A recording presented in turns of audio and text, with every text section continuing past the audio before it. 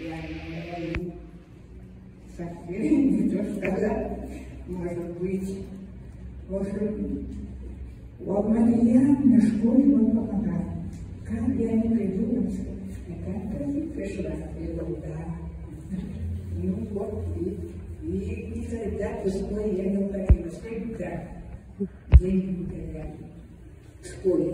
На наряде, на кастрюле, на всякие вот эти спортивные снаряжения. Ну все.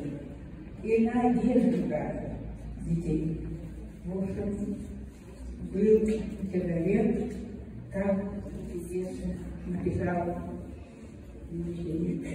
Пантелеон Романович, и я согласна со всеми словами, со всеми мыслями своего всегда.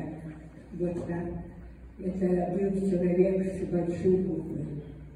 И человек душевный, человек очень умный. И, так сказать, во всем придерживался культуры, высококультурной, можно сказать. Так, что я могу сказать? Это все хорошее. Повторять не буду за Пантелеоном Романовичем. Все, что он написал, это действительно так бывает. Мама говорит,